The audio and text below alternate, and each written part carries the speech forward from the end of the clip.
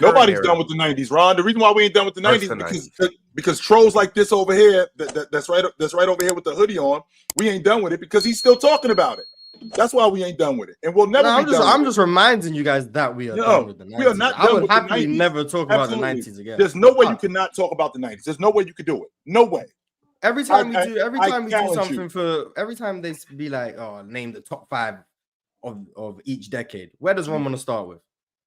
90s. Why do you not want to start with the 70s and 80s? Why you don't want to start with the 80s? Because we done with the 70s and 80s. The 90s is next. We done with them too.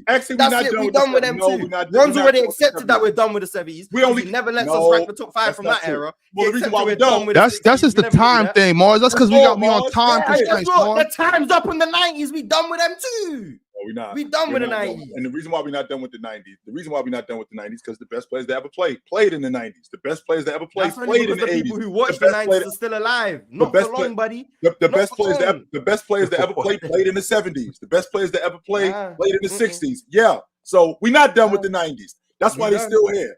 That's why. And those people who watch those guys, and I don't know if you know this, Mars, but I was around in the 90s. I was. I think I'm gonna be around for a little while longer. So as long as I'm around, we're not done with the 90s.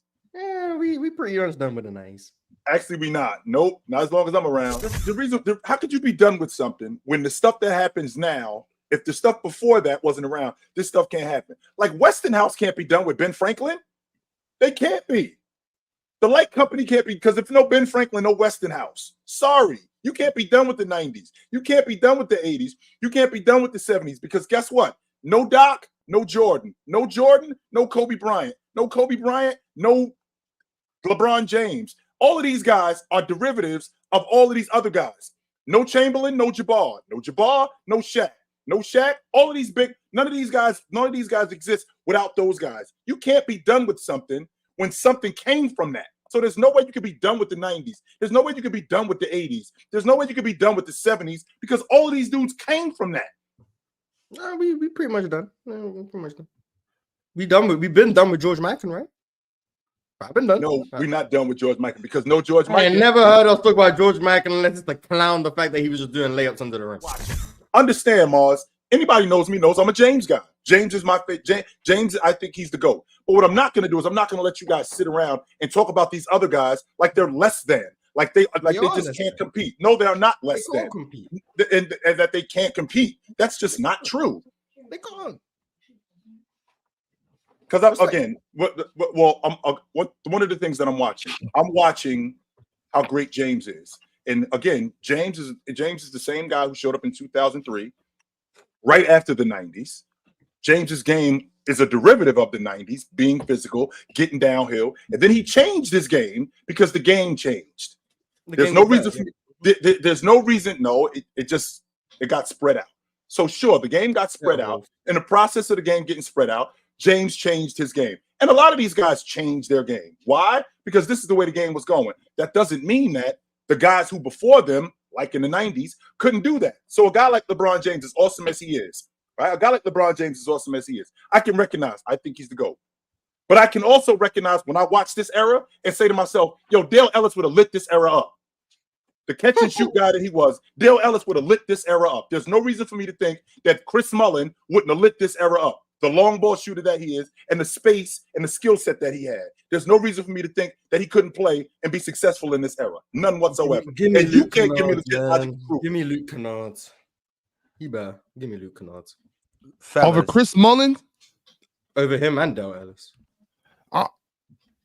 He can't get legit logic on that. He can't. Yeah, he's trolling. You're trolling. You're trolling if you got him over Chris Mullin. Put Luke Kennard in the 90s. I promise you, he's starting and averaging 23 a game. But I mean, I guess. What are you basing that on, Miles? Because he can shoot the long ball. Because he's better than anyone who's playing. Okay, because I said so isn't an answer, Miles. That's not good enough. Why? Because he shoot better than anyone who played in the 90s. He does not shoot better than Dale Ellis. That's not true. Yes, he does. He clears. No, he doesn't. He does not. Okay. All right. Fellas, this is what I got to ask you guys. If you can, well, Mars, I know you didn't technically live through the 90s, but if you can go back right now and choose for the next 10 years, you get zapped. You don't know what's going to, well, I mean, now you know what's going to happen, but living through it, you wouldn't know what's going to happen. You just get dropped at the beginning of the 90s, or you get dropped 10 years ago in 2014. Which 10 years would you rather live through? If it's the 90s or the last 10 years, then it's the 90s for sure. Yes. Yeah, that was his fourth choice, by the way. I'm good. Drop me in Give me 1990.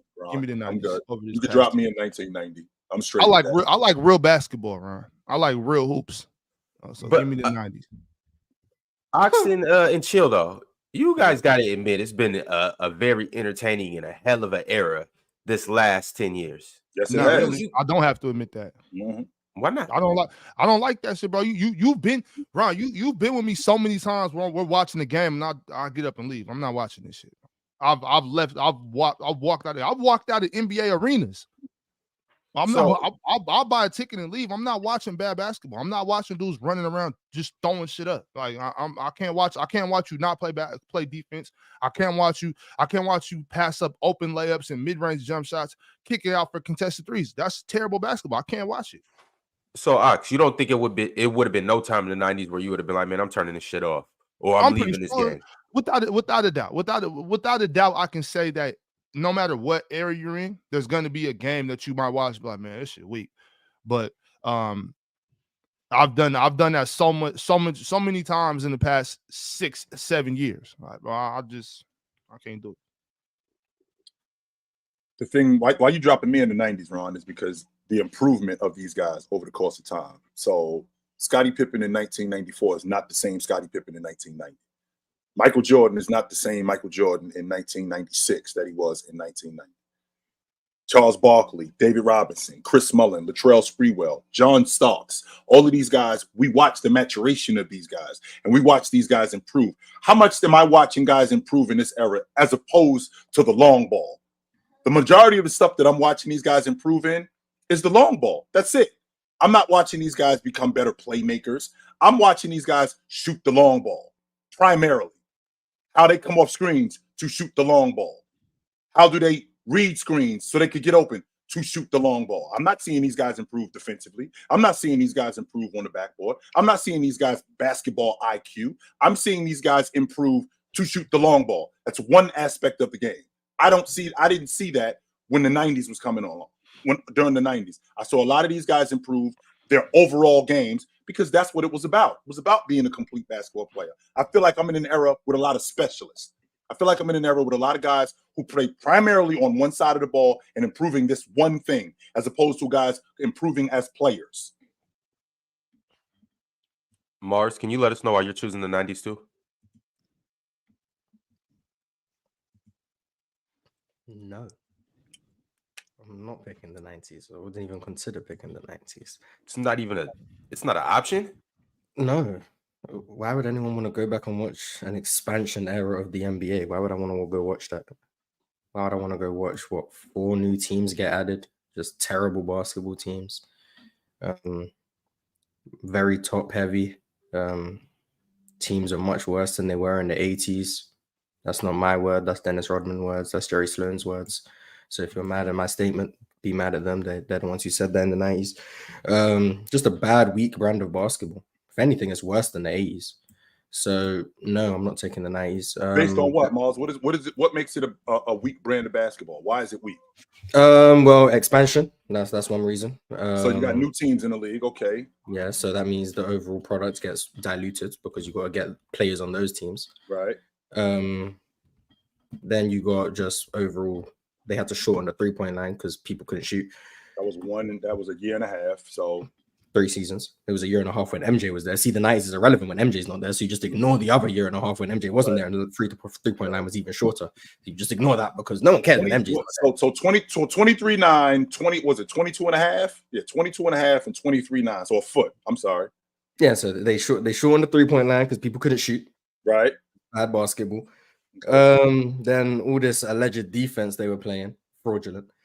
Got role players spotting up inside the mid-range, fraudulent. Got guys. What's wrong with the mid-range jump shot? And it's a bad shot. That's spotting up mid-range. Common sense would tell you instead of taking a 20-foot jumper, you should probably take the 22-foot jumper. That's worth more points. Common sense. Basketball students would not tell you that. Basketball. Yeah, and that's because you don't have the common sense to understand that. Yeah, so lack of common sense from coaching and players. Bad brand of basketball from coaching and players. 3-point line being moved in. watered down product due to expansion. Some of the worst teams we've probably ever seen occurred in that 90s period due to the expansion. So what else do I need to say about the 90s? What else is there for me to say? Bunch of people who couldn't shoot the basketball, just simple skill work that they just lacked. Apparently all these congested lanes making life so difficult. Turns out people were just running through the lane anyway. Who would have thought? Crazy. All this tough physical defense. Turns out drawing fouls for the most minor amounts of contact, you were getting foul calls. But I mean, hey, I guess when you don't watch it, you can trick people into thinking there was real defense. But then when you watch it and you see the foul calls that were occurring, yeah, we got lied to. Well, the defense and the physicality got cleaned up in the 90s because of what was going on in the 80s, because of things like fighting, because they were allowed to be more physical. So when we got to the 90s, things were still physical, but they weren't as physical, simply off the strength of that the TV rights.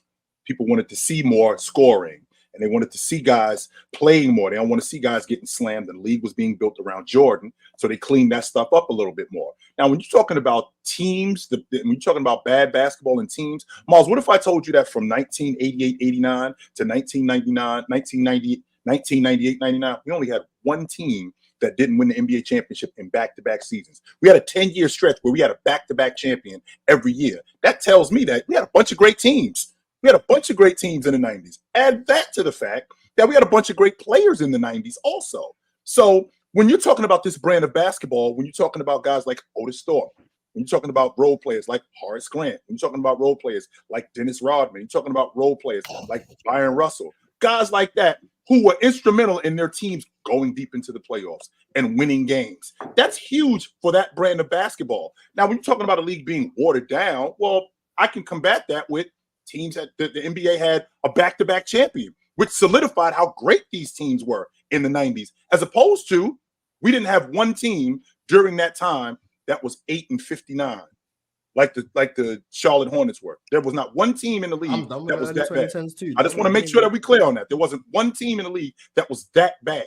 There wasn't one team that was as bad as the Philadelphia 76ers during that time. There wasn't one team that was that bad. And there were some teams that were bad in the early 90s, but none of them were that bad. And these teams that were back-to-back champions, they were powered by one, big men. And they were powered by big men. Number two, they were great players. So what I'm not going to do is I'm not going to just discount what was going on today, but I can't discount what was going on in the 90s. Well, the back-to-back champion thing, I know you started with 88, 89, so you could get the Pistons in there too. That would just show that the league was top-heavy. There was 3 champions in a 10-year stretch. The Pistons, the Bulls, the Rockets. They're the only teams that won a championship for 10 years. Mm-hmm. That just shows the league was top-heavy because everyone else trash. But I want to go back to somehow who they beat though, Mars. Think about that for a second. Who they beat the other team on the other side of the conference. So the Pistons beat the Blazers and the Lakers. Mm-hmm. The Blazers and the Lakers. The Lakers with Kareem on his last legs and Magic got hurt in the series. Shout out to him. Okay. Good for you, Pistons. Then they beat the Blazers. Trash. And then the Bulls beat the Lakers. Post Kareem, James Worthy gets hurt in the series. I think Byron Scott's hurt too. Yeah, he got hurt too. Trash. Then they beat the Blazers. Trash. Then they beat the Suns, one of the worst defenses I've ever seen in finals history. Trash. Wow. Then MJ retires. Then the Rockets go to the finals. They beat the Knicks. Patrick Ewing. Trash. Mm-hmm. John Starks. What was he? One for 18 game 7? He was bad in that game. Yeah, trash. That 95, the Orlando Magic get swept. Expansion team that got Shaq. 3 years later, they're in the finals because that's how bad the era was. You can just great team, though. Great team. Yeah, sure, great team. Trash. 96, the Bulls come back 72-10. Yeah, good for them. That's the time where Dennis Rodman said the league was trash. So that's his words, not mine. That's what he said. He said the league. Who they beat, Mars? They beat the Seattle Supersonics. I know Ron's gonna get offended. Trash. 97, they then go beat the Utah Jazz. Who Jerry Sloan was saying the league was trash at the time. He's the coach of the Utah Jazz. For anyone who didn't know, he was saying the league was bad. So 97, 98, they beat that team. Who was being coached by a guy who said the league was bad at that time. So trash. So even if you don't agree with me, the league was trash. The people who were having success in the trash league were saying the league was trash. So get mad at them, not me. Bye.